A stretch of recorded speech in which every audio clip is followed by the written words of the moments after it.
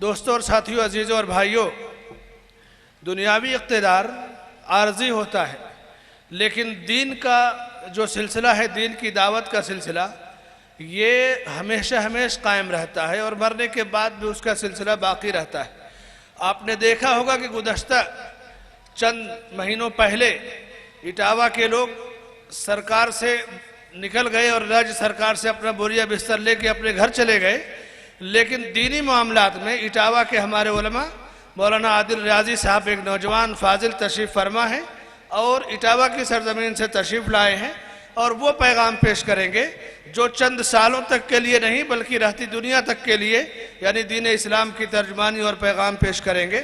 میں اپنے معزز اور نوجوان عالم عادل ریاضی صاحب سے درخواست کرتا ہوں کہ تشریف لائیں اور اپنے خطاب سے نوازیں۔ جزاک اللہ خیر۔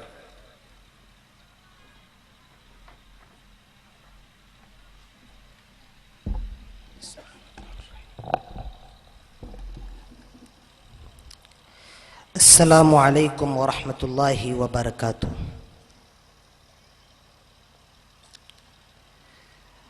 الحمد للہ نحمده ونستعینه ونستغفره ونعوذ باللہ من شرور انفسنا ومن سیئات اعمالنا، من يهده الله فلا مضل له ومن يضلله فلا هادي له، وأشهد أن لا إله إلا الله وحده لا شريك له، وأشهد أن محمدًا عبده ورسوله، أما بعد فإن خير الحديث كتاب الله، وخير الهدي هدي محمد صلى الله عليه وسلم، وشر الأمور محدثاتها، وكل محدثة بدعة، وكل بدعة ضلالة، وكل ضلالة في النار۔ قال الله تبارك وتعالى في القرآن المجيد: أعوذ بالله السميع العليم من الشيطان الرجيم، بسم الله الرحمن الرحيم، قل هو الله أحد الله الصمد لم يلد ولم يولد ولم يكن له كفوا أحد، رب اشرح لي صدري ويسر لي أمري واحلل عقدة من لساني يفقه قولي، رب زدني علما، اللهم رب زدنی علما، آمین۔ اس کانفرنس کی صدارت کا فریضہ انجام دیتے ہوئے فضیلت الشیخ ڈاکٹر عبدالعزیز مبارک پوری حفظہ اللہ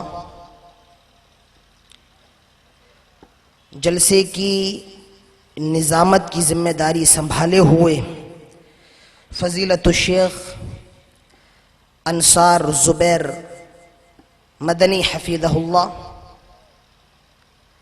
اور اسٹیج پر موجود معزز مکرم علماء اکرام، اساتذہ اکرام، سب سے پہلے ہر قسم کی حمد و ثنا، تعریف و توصیف، کبریائی اور بڑائی، عظمت و بزرگی اس اللہ رب العالمین کے لیے لائق اور سزاوار ہے جو احکم الحاکمین ہے، جو رب العالمین ہے، جو رب السماوات والارض ہے، جو خالق کائنات ہے اور جو علی کل شیء قدیر ہے۔ دنیا کے اندر جتنے بھی درخت ہیں ان کو کاٹ کر قلم بنا دیا جائے، اور جتنا بھی سمندر کا پانی ہے اس کو سیاہی بنا دیا جائے۔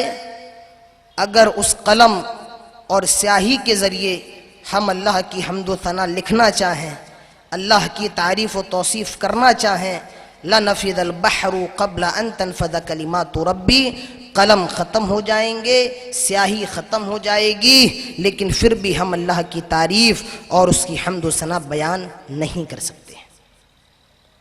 یہ اللہ کی بہت مختصر سی تعریف ہے۔ اس کے بعد میں اللہ سے دعا کرتا ہوں کہ الہ العالمین قیامت کی صبح تک درود و سلام کے پھولوں کی بارش فرما، تمام نبیوں پر بالعموم اور بالخصوص رحمت للعالمین، شفیع المؤمنین، سید الاولین والآخرین، امام النبیین جناب محمد الرسول اللہ صلی اللہ علیہ وسلم پر، اور اللہ تعالیٰ اپنا رحم و کرم فرمائے ہم سب پر، آمین۔ حضرات، مجھے جو موضوع دیا گیا ہے وہ ہے تعارف الہی، یعنی کہ اللہ کی پہچان۔ مگر وقت بہت قلیل ہے، بہت کم ہے، اور میں ہو سکتا ہے کہ شاید اپنے موضوع کو اس آدھے گھنٹے کے اندر بیان نہ کر سکوں، لیکن انشاءاللہ جو مفید باتیں ہوں گی اور جو کارآمد باتیں ہوں گی میں انشاءاللہ ان کو آپ کے سامنے رکھوں گا۔ اللہ سے دعا ہے کہ وہ ہم سب کو کہنے سننے کے ساتھ ساتھ تمام باتوں پر عمل کرنے کی پوری توفیق عطا فرمائے، آمین۔ غور کرنے کا مقام ہے،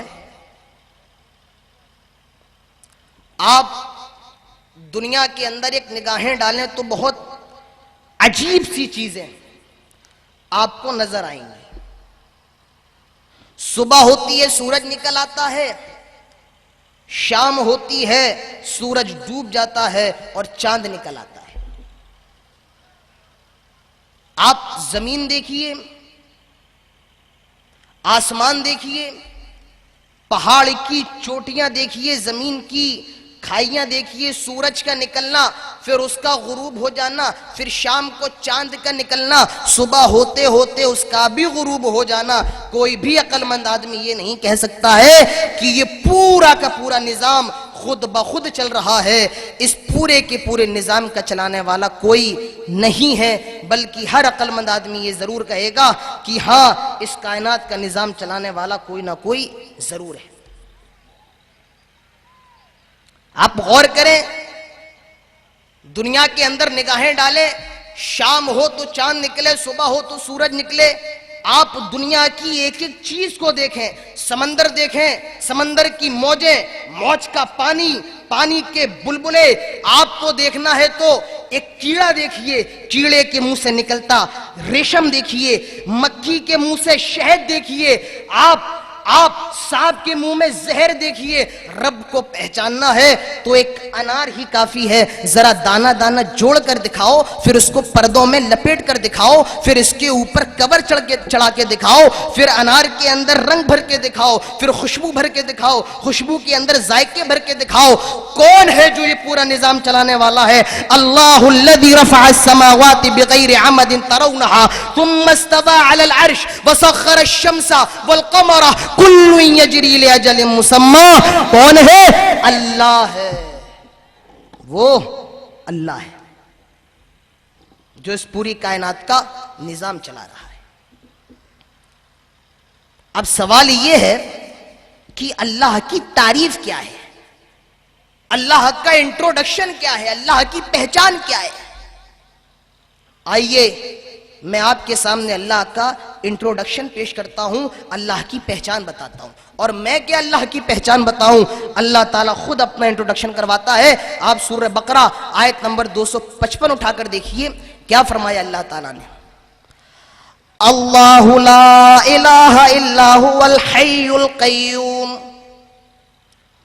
لا تاخذوه سنة ولا نوم लहू मा फिस समावाति व मा फिल अर्द मन दल्लज़ी यशफ़उ इंदहु इल्ला बिइज़्निही यालमु मा बैन अयदीहिम व मा खल्फहुम व ला युहीतून बिशैइन मिन इल्मिही इल्ला बिमा शाअ वसिअ कुर्सियुहु समावाति वल अर्द व ला यऊदुहु हिफ्ज़ुहुमा व हुवल अलियुल अज़ीम। ये सूरह बकरा की आयत नंबर 255 है। इसमें अल्लाह के इंट्रोडक्शन बयान किया गया है, अल्लाह ने इसमें अपना तारुफ कराया है और इसे आयतल कुर्सी कहा जाता है। इस आयत का नाम आयतल कुर्सी है। आइए आपको एक नुक्ता और बताता चलूं, इस आयतल कुर्सी में जो कुर्सी है उस कुर्सी का मतलब क्या है। दुनिया के अंदर कुर्सियां कैसी होती हैं, हम बैठते हैं। दुनिया के अंदर कुर्सियां कैसी होती हैं, लोग मरे जाते हैं कुर्सी के लिए, मगर अल्लाह की कुर्सी क्या है। अल्लाह के नबी फरमाते हैं ये जो आयतल कुर्सी में ये जो कुर्सी है, इस कुर्सी का मतलब ये नहीं है कि अल्लाह इस कुर्सी पर बैठता है, नहीं। मौज़उ कदमैन, जहां अल्लाह अपने दोनों पैर रखता है, जहां अल्लाह अपने दोनों पांव रखता है, उसे अल्लाह की कुर्सी कहा जाता है। अल्लाह की कुर्सी किसको कहते हैं, जहां अल्लाह अपने दोनों पैर रखता है, उसे अल्लाह की कुर्सी कहते हैं। इससे एक मसला और मालूम चला कि अल्लाह के दो पैर हैं, क्योंकि मौज़उ कदमैन तस्निया है। अगर एक पैर होता तो मौज़उ कदम होता, और अगर पैर ही ना होता, न मौज़उ कदम होता न मौज़उ कदमैन होता। इससे ये बात पता चलती है कि अल्लाह के दो पैर भी हैं।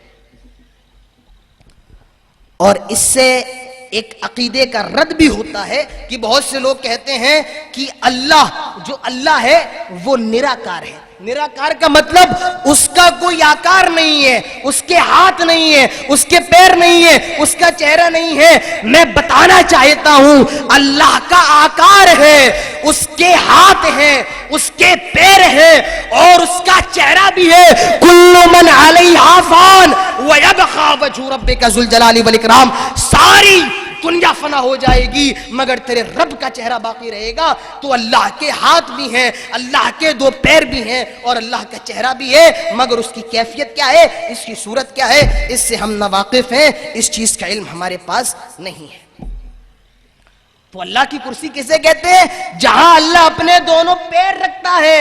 और दुनिया की कुर्सी कितनी बड़ी होती है, एक आदमी बैठ जाए, दो आदमी बैठ जाएं, और बड़ा ले लो सोफा हो जाएगा, 10 आदमी बैठ जाएं, 100, 1000। मगर अल्लाह की कुर्सी कितनी बड़ी है। सहाबी बयान करते हैं कि अगर अल्लाह की कुर्सी की वुसअत को समझना है तो ऐसे समझ लो कि एक बड़ा सा जंगल सातों आसमानों को और सातों जमीनों को मिलाकर एक कर दिया जाए। गौर करो कि अल्लाह की कुर्सी कितनी बड़ी है। सहाबी कहते हैं सातों आसमानों को और सातों जमीनों को मिलाकर एक कर दिया जाए, वो अल्लाह की कुर्सी के मुकाबले में इतने छोटे हैं जिस तरह एक बड़ा सा जंगल हो और उस जंगल में पड़ी हुई अंगूठी हो। ये जमीन और आसमान अल्लाह की कुर्सी के मुकाबले में इतने छोटे और इतने कमतर हैं। जरा अंदाजा लगाइए, जब अल्लाह की कुर्सी का ये हाल है तो जिस अर्श पर रब मुस्तवी है उस अर्श का क्या हाल होगा। तो ये आयतल कुर्सी है। क्या कहा अल्लाह ने, अल्लाहु ला इलाहा इल्ला हुवल हय्युल क़य्यूम। अल्लाह ने अपना नाम बताया, मेरा नाम क्या है, अल्लाह, मेरा नाम अल्लाह है। खुदा नहीं, खुदा नहीं, अल्लाह। आज तो हमला उल्टा है, अवाम भी खुदा कहती है, उलमा भी खुदा कह रहे हैं। आज अवाम की भी जुबान पर खुदा है, आज उलमा भी इससे गुरेज नहीं कर रहे हैं। आप पूरा कुरान उठाइए, कहीं पर आपको ये खुदा का लफ्ज ही नहीं मिल सकता है। आप देखें क्या कहा अल्लाह ने, अल्लाहु ला इलाहा इल्ला हुवल हय्युल क़य्यूम। अल्लाह ने अपना नाम लिया, खुदा नहीं, अल्लाह। क्या कहा अल्लाह ने, व इलाहुकुम इलाहु वाहिद ला इलाहा इल्ला हुवर रहमानुर रहीम। सूरह बकरा आयत नंबर 163। यहां पर भी अल्लाह, क्या कहा अल्लाह ने, इन्ननी अनल्लाह ला इलाहा इल्ला अना फअबुदनी वक़िमिस सलाता लिज़िक्री। लोगों में अल्लाह हूं। क्या कहा अल्लाह ने, सूरह رات کے اندر آیت نمبر 2 اللہ الذی رفع السماوات بغیر عمد ترونها ثم استوى على العرش وسخر الشمس والقمر كل يجري لأجل مسمى يدبر الامر يفصل الآیات لعلكم بلقاء ربكم توقنون. یہاں پر بھی اللہ کیا کہا اللہ نے سورہ جن کے اندر وَأَنَّ الْمَسَاجِدَ لِلَّهِ فَلَا تَدْعُوا مَعَ اللَّهِ أَحَدًا. یہاں پر بھی اللہ پورا قرآن چھان ماریے آپ کو خدا نہیں مل سکتا ہے, ملے گا تو صرف اللہ ملے گا. یہ خدا میرے پیارے ساتھیوں پارسی مذہب کے اندر خدا کا تصور ہے اور ان کے اندر بھی دو خدا ہے, ایک کا نام اہرمن ہے اور ایک کا نام یزدہ ہے. لہٰذا اللہ کا جو نام ہے اور اس کے جو 99 نیم سے ہیں اس کے ذریعے اللہ کو پکارا جائے, اس کے ذریعے اللہ کا ذکر کیا جائے. تو اللہ نے اپنا نام بتایا اللہ لا الہ الا هو الحی القیوم. اللہ ہے, کون ہے؟ لا الہ, اس کے سوا کوئی بھی عبادت کے لائق نہیں, اس کے سوا کوئی بھی معبود نہیں, اس کے سوا کسی کی عبادت جائز نہیں. اللہ لا الہ الا هو الحی القیوم, صرف اسی کی عبادت کی جائے. الحی ہمیشہ زندہ رہنے والا ہے, الحی اور القیوم ہمیشہ تک رہے گا. اللہ لا الہ الا هو الحی القیوم لا تاخذہ سنۃ ولا نوم, نہ تو اس کو نیند آتی ہے, نہ تو اس کو اونگ آتی ہے اور نہ اس کو نیند آتی ہے. وہ موت سے پاک ہے, اونگ سے پاک ہے, نیند سے پاک ہے.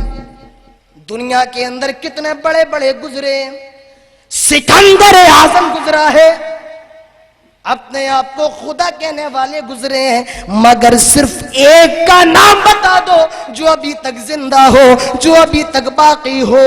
باقی رہنے والی ذات اگر کسی کی ہے الحی, وہ اللہ کی ذات ہے, صرف وہی باقی رہنے والا ہے.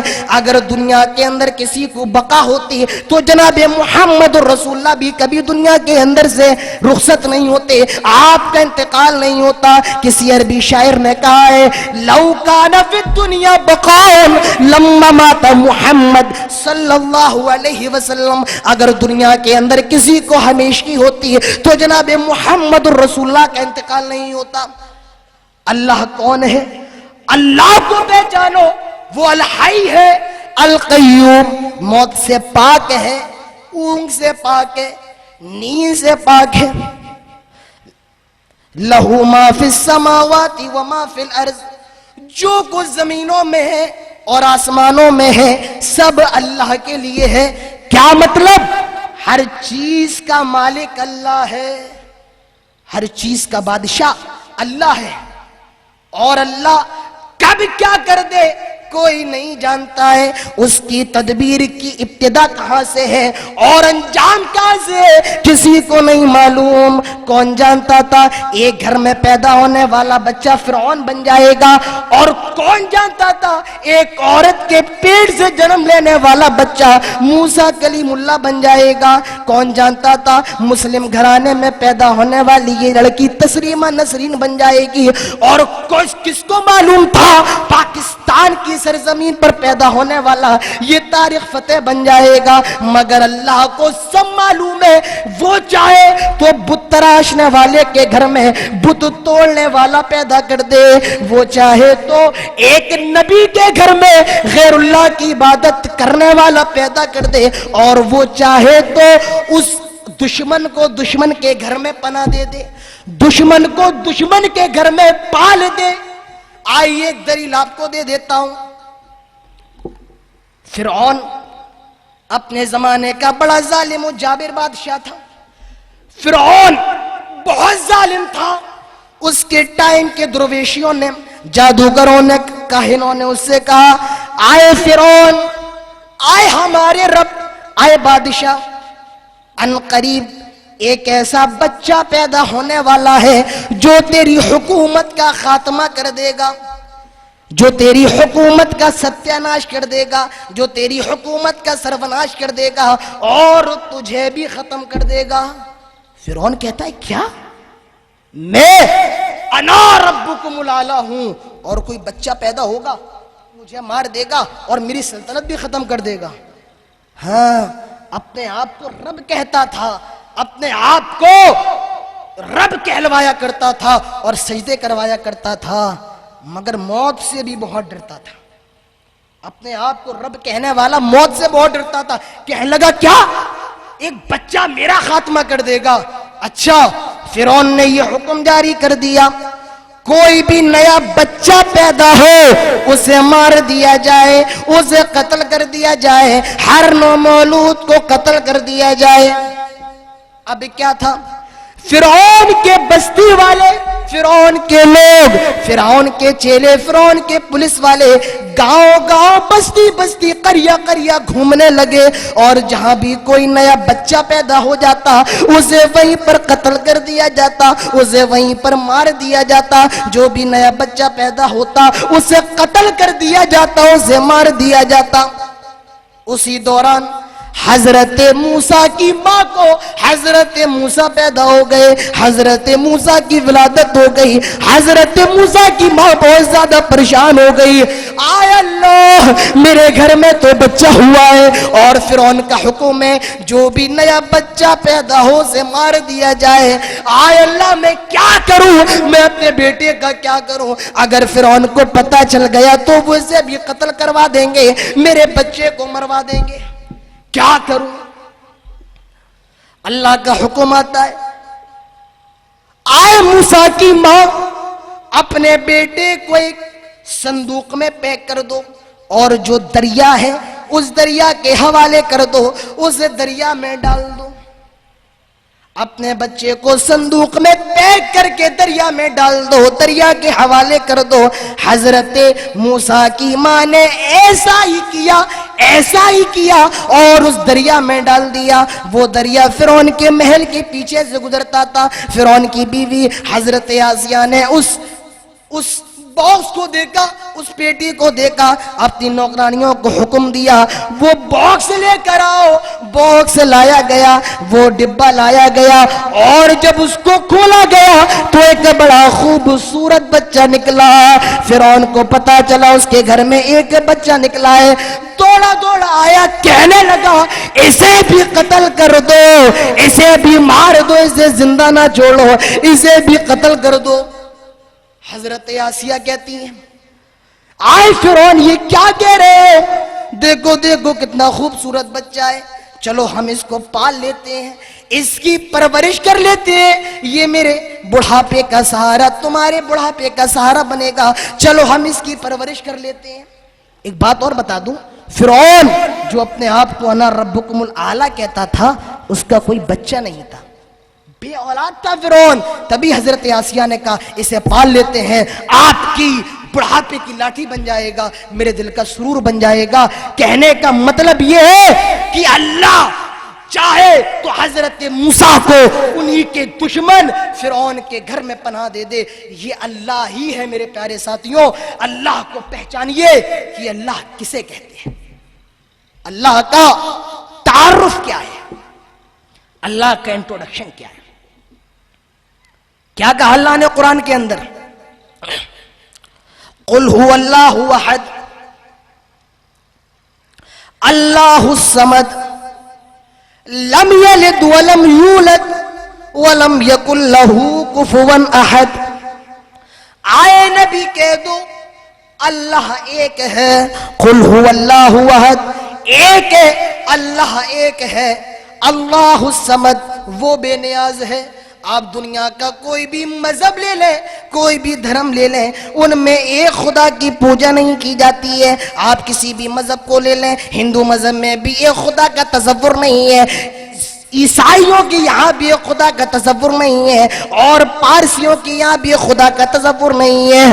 قل هو اللہ احد، ایک رب ہے، ایک اللہ ہے. کوئی نبی کہہ دو اللہ ایک ہے اور وہ بے نیاز ہے. لم یلد ولم یولد، نہ تو اس کو کسی نے جنا ہے اور نہ اس نے کسی کو جنا ہے، نہ وہ کسی کی اولاد ہے، نہ اس کی کوئی اولاد ہے. لم یلد ولم یولد، وہ کسی کا باپ نہیں اور وہ کسی کا بیٹا نہیں ہے، نہ تو اس نے کسی کو پیدا کیا ہے اور نہ وہ کسی سے پیدا ہوا ہے. یہ اللہ ہے، نہ کسی سے جنا گیا ہے اور نہ اس نے کسی کو جنا ہے.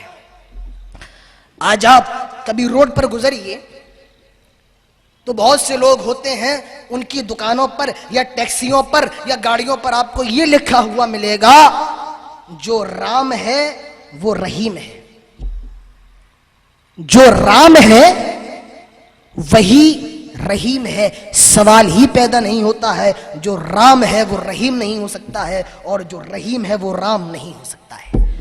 جو رام ہے وہ رحیم نہیں، کیونکہ رام کی پیدائش ہو رہی ہے، رام کا کوئی نہ کوئی باپ ہے، اور اللہ کون ہے؟ رحیم کون ہے؟ لم یلد ولم یولد، نہ اس نے کسی کو پیدا کیا ہے اور نہ وہ کسی سے پیدا ہوا ہے، اللہ وہ ہے۔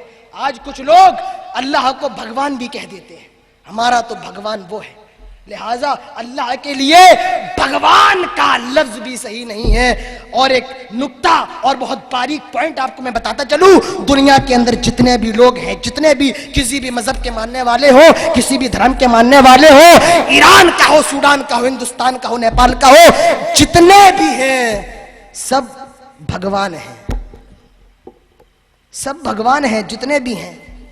اب آپ کہیں گے سب بھگوان کیسے ہیں؟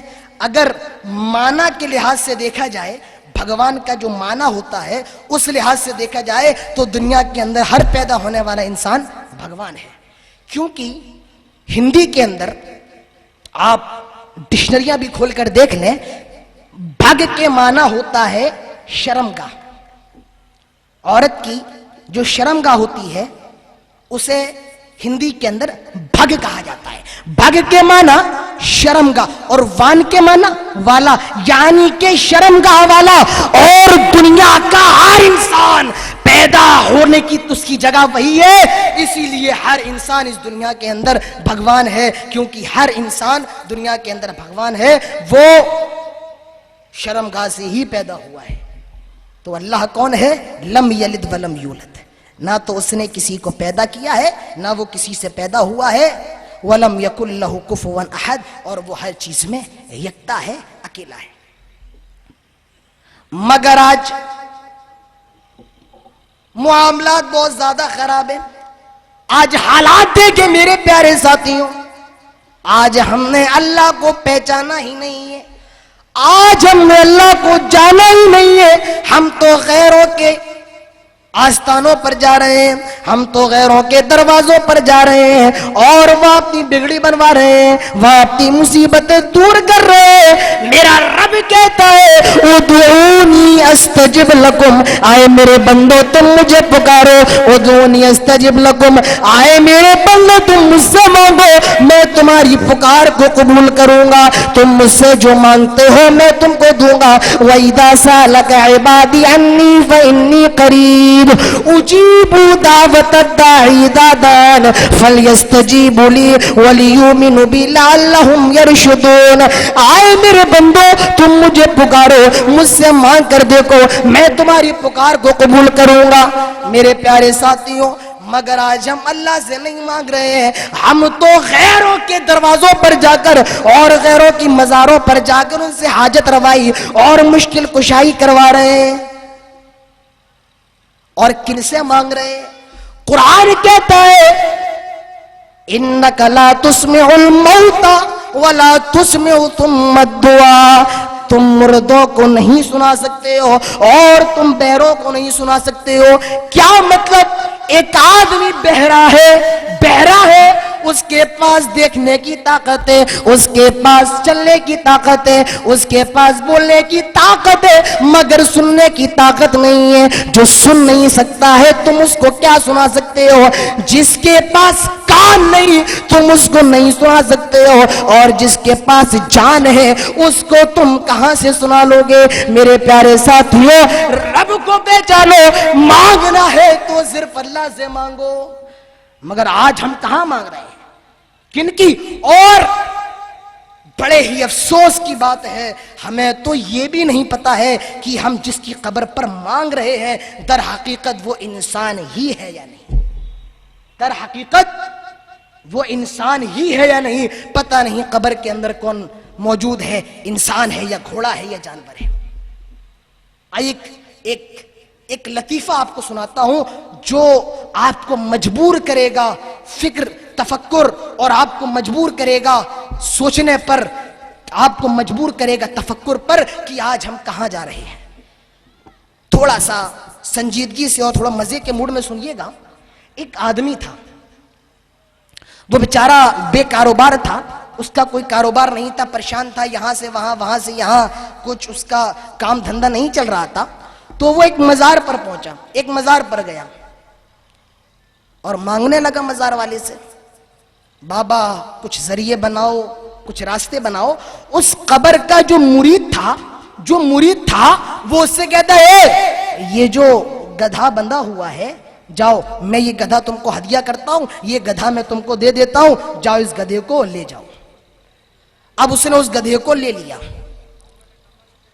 اب سامان اس کی پیٹھ پر لاد کر کبھی اس بستی سے اس بستی، اس شہر سے اس شہر، تو تھوڑے بہت پیسے وغیرہ اس کے پاس آنے لگے اور روزی روٹی اس کی چلنے لگی. ایک دن کیا ہوا، وہ گدھا مر گیا. جو گدھا تھا وہ گدھا مر گیا. اب اس نے ایک گڈھا کھودا اور گدھے کو گاڑ کر بیٹھا بیٹھا رونے لگا. تم تھے تو کام دھندا چلتا تھا، اب بتاؤ مجھے کس کے بھروسے چھوڑ کر چلے گئے. رو رہا تھا، آنسو بہا رہا تھا غم میں.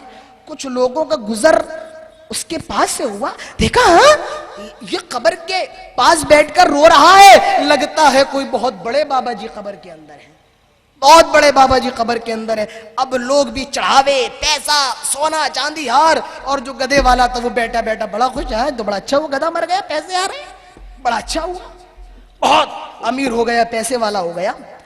اب وہاں پر گیا پہلی مزار پر جہاں سے گدھا ملا تھا، پہلی مزار پر جہاں سے گدھا اس کو ملاتا گیا تو اسی مرید سے ملاقات ہوئی. مرید کہا اور بھائی سب صحیح چل رہا ہے؟ کہا ہاں یار، کیا گدھا آپ نے دیا، کمال کر دیا، مزہ آ گیا، اس گدھے نے مجھے راتوں رات امیر بنا دیا.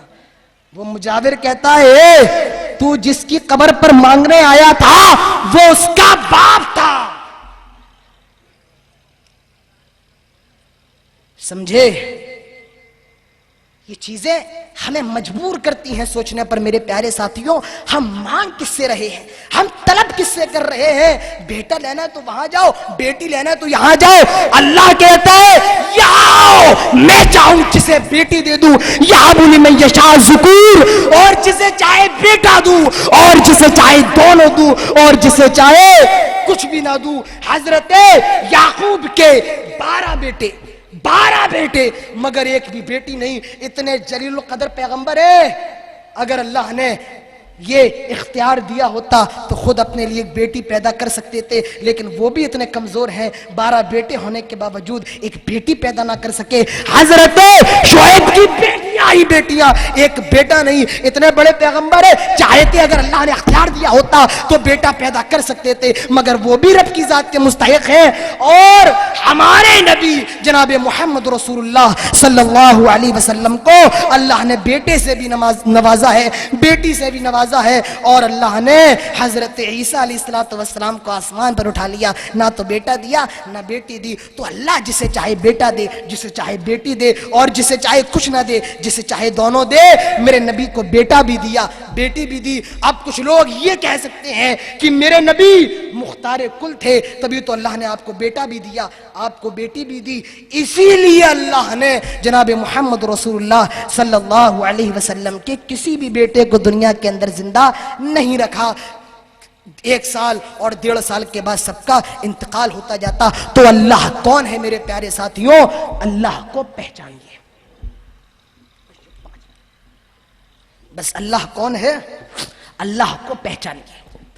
اور ایک آخری چیز آپ کے سامنے بیان کر دوں، جو اللہ کو پہچان جاتا ہے، جو اللہ کو مان لیتا ہے دل سے، پھر دنیا کی کوئی بھی طاقت اس کے سامنے ہو کچھ نہیں بگاڑ سکتی ہے. پھر کوئی بھی کتنا مجبور کرے مگر وہ شخص اس پر مجبور نہیں ہو سکتا ہے. آئیے ایک مثال اور ایک واقعہ آپ کے سامنے رکھتا ہوں. ایک خاتون کا، ایک عورت کا جب اس کے اندر ایمان ہوتا ہے تو پھر اس کا انداز کیا ہوتا ہے. ایک صحابیہ ہے حضرت ام سلیم رضی اللہ تعالی عنہا. جب آپ حدیث کی کتاب پڑھیں گے تو اس میں ایک نام بار بار آپ کے سامنے آئے گا، حضرت انس بن مالک رضی اللہ عنہ.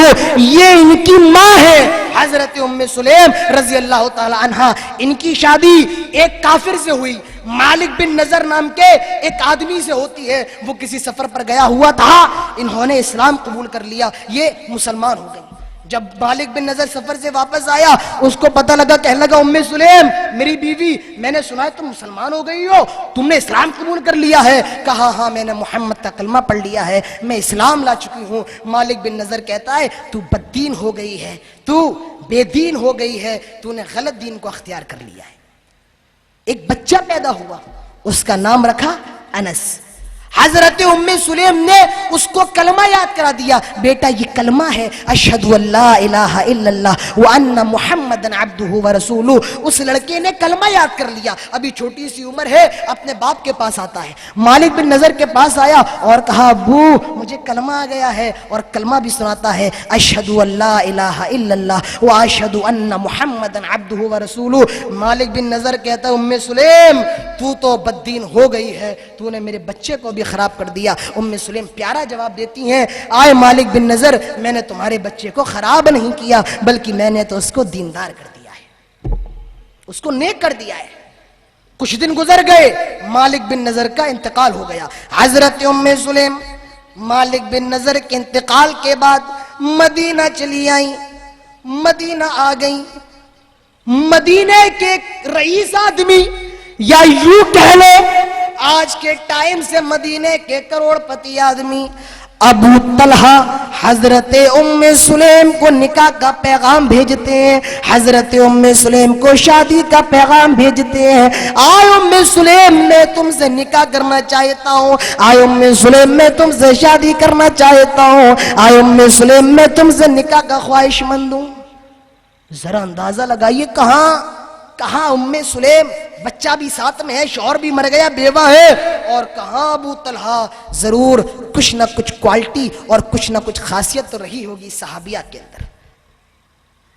اور حضرت ام سلیم کو چاہیے بھی یہ تھا کہ جیسے ہی پیغام نکاح آتا فوراً قبول کر لیتی، کیونکہ پریشانیاں بہت زیادہ ہیں، شوہر بھی مر گیا، بیٹا بھی ساتھ میں ہے، اس کی بھی پرورش کرنا ہے۔ حضرت ام سلیم کو فوراً اس سے شادی کر لینا چاہیے تھا، مگر جانتے ہو حضرت ام سلیم نے کیا جواب دیا؟ حضرت ام سلیم کہتی ہیں، آئے ابو طلحہ یہ آپ نے سوچ بھی کیسے لیا میں آپ سے شادی کر لوں گی؟ آئے ابو طلحہ یہ آپ نے سوچ بھی کیسے لیا میں آپ سے نکاح کر لوں گی؟ آئے ابو طلحہ میں ایک اللہ کو ماننے والی ہوں اور تم کئی خداؤں کی پوجا کرنے والے ہو، میری پیشانی صرف ایک اللہ کے سامنے جھکتی ہے اور تم کئی خداؤں کی پوجا کرتے ہو، کئی بتوں کی عبادت کرتے ہو، لہٰذا میں تم سے شادی نہیں کر سکتی ہوں، میں تم سے نکاح نہیں کر سکتی ہوں۔ جس کے اندر بھی توحید آ جاتی ہے اور اللہ کو پہچان جاتا ہے، پھر کوئی بھی چیز ہو اگر وہ رب کے اور محمد رسول اللہ کے دین کے خلاف ہے تو وہ اس پر عمل نہیں کرتا ہے۔ میرے پیارے ساتھیوں، اب وقت کی نزاکت ایسی ہے، مجھے صرف آدھا گھنٹہ ملا اور میں نے 5 منٹ زیادہ کر دیے، میں معذرت چاہتا ہوں ناظم جلسہ سے، اور اخیر میں مبارکباد دینا چاہتا ہوں اپنے دل کے اندر سے کہ آج حالات آپ دیکھیں کیا ہے، مسلمان گناہوں کے اندر خرافات کے اندر ملوث ہے، لیکن اس گاؤں کے یعنی کہ شاہپور مغلانی کے باشندوں نے، یہاں کے نوجوانوں نے اس دینی کانفرنس کا انعقاد کیا، اس دینی جلسے کا انعقاد کیا، میں ان کو مبارکباد دینا چاہتا ہوں اور اللہ سے دعا کرنا چاہتا ہوں، اے الہ العالمین تو ہم سب کی کوششوں کو قبول فرما، اے الہ العالمین تو ہمارے آنے کو قبول فرما، اے الہ العالمین ہم سب کو تو جب تک زندہ رکھ توحید پر، اسلام پر، اور جب ہمارا خاتمہ ہو تو ایمان پر۔ وما علینا الا البلاغ واخر دعوانا ان الحمد للہ رب العالمین، والسلام علیکم ورحمۃ اللہ وبرکاتہ۔ جزاکم اللہ خیر۔ یہ تھے اٹاوا سے تشریف لائے ہوئے نوجوان عالم مولانا عادل ریاضی صاحب۔ اللہ سے دعا ہے کہ اللہ تعالیٰ ان کے علم میں برکت عطا فرمائے اور مستقبل میں ان کے علم سے امت مسلمہ کو فائدہ پہنچائے، آمین۔ عام طور سے لفظ بھگوان جب استعمال کیا جاتا ہے تو لوگوں کا मिजाज या सोच ये होती है कि भाग्य वाला, किस्मत वाला, या जब कोई किसी की बड़ी मुसीबत में काम आता है तो वो कहते हैं कि भाई आप तो मेरे लिए भगवान बन करके आए। इन मानों में भी ये लफ्ज़ इस्तेमाल किया जाता है। मुमकिन है कि मौलाना ने डिक्शनरी में देखा हो, अल्लाह आलम, लेकिन उमूमी तौर से हमारे समाज और मुआशरे में ये लफ्ज़ इस माने में भी इस्तेमाल होता है। और जो लोग पूजा करते हैं, कहते हैं कि भगवान और अल्लाह एक है, अव्वलन तो अल्लाह के अस्माए हुस्ना है, तो अल्लाह की एक सिफत हई है, इन्न रब्बकुम हय्युन करीम, तुम्हारा रब हया वाला है, करीम है। तो इसलिए मेरे भाइयों ये अस्मा व सिफात का और ये मैटर बड़ा तफसीली है, और चूँकि आम तौर से लोगों में जो माना मुस्तामल है वो मैंने इसलिए जिक्र कर दिया कि शायद जब मौलाना ने बयान किया होगा तो आपको ताज्जुब हुआ होगा, और मैंने उलमा से भी जब रुजू किया तो किसी ने भी इस पे कोई गुफ्तगू नहीं की। तो मुमकिन है डिक्शनरी में हो, लेकिन अवाम में, हमारे समाज में या हिंदू मजहब में भगवान का जो माना लिया जाता है कि किसी की बड़ी मुसीबत में कोई आ गया मदद के लिए तो कहते अरे तुम तो मेरे लिए भगवान बन करके आ गए, या कोई किस्मत वाला तो कहेंगे भाग्य वाला है, किस्मत वाला। अलग अलग एक लफ्ज़ के कई माने होते हैं, मुमकिन है कोई माना हो, इसलिए इस जुमले से कोई गलत मफहूम न लिया जाए। अल्लाह से दुआ है कि अल्लाह ताला हमारे इस कॉन्फ्रेंस को उम्मत मुस्लिमा के लिए, मुल्क के लिए खैर और बरकत का बाइस बनाए, आमीन। अल्लाह का तारुफ मौलाना पेश कर रहे थे। मेरे भाइयों और दोस्तों, अल्लाह रब्बुल आलमीन का हर काम हिकमत पर मबनी है। एक बड़ा मशहूर वाक़या है कि अल्लाह ताला के बारे में कोई मुल्हिद या दहरिया एतराज़ कर रहा था, ये देखो अल्लाह ने इसको ऐसे कर दिया, वैसे कर दिया।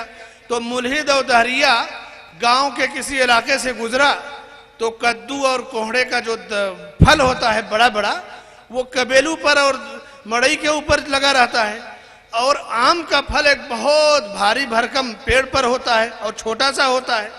तो उसने कहा ये देखो, लोग कहते हैं कि अल्लाह ताला हिकमत वाला है, हर काम हकीम है, ये घास फूस की बढ़ई है, ये कबेलू का दरख्त है, इतना बड़ा बड़ा 4-5 किलो का कद्दू और कोहड़ा इस पर उगा हुआ है, और ये इतना बड़ा आम का दरख्त है, छोटे छोटे आधा किलो पाव किलो के आम इस पर हैं, ये कैसे हिकमत वाली बात हुई। उसने ये सोचा और अल्लाह की कुदरत पर एतराज किया। वापसी में जब आम के बाग से गुजरा, थोड़ा सा हवा चली तो आम जो बड़े बड़े थे पट पट उसके सर पर, टकले पर गिरे। इधर से एक आम गिरा, उधर से दूसरा गिरा, तीसरा गिरा। अब ये परेशान, तो उसने कहा अल्लाह तू हिकमत वाला है, अगर आम की जगह कद्दू और कोहड़ा मेरे ऊपर गिरता तब मेरा क्या हश्र होता। तो अल्लाह हकीम है, हिकमत वाला है, और बंदा कभी भी अल्लाह की तकदीर और अल्लाह की हिकमत पर कोई एतराज़ नहीं कर सकता। अल्लाह ने जिस चीज़ को जिसके लिए मुनासिब समझा, लायक समझा, पैदा किया। अल्लाह बड़ा हकीम है। हम खुश नसीब हैं कि अल्लाह ने हमें दीन इस्लाम की नेमत अता फरमाई। अल्लाह से यही दुआ है कि अल्लाह ताला हमारे मौलाना आदिल राजी साहब के इल्म में, अमल में बरकत अता फरमाए। मुस्तक़बिल में इन्हें उम्मत का एक बेहतरीन दाई जो है बना करके पेश करे उम्मत के सामने, और इनके इल्म से उम्मत मुस्लिमा को फ़ायदा पहुँचाए, आमीन।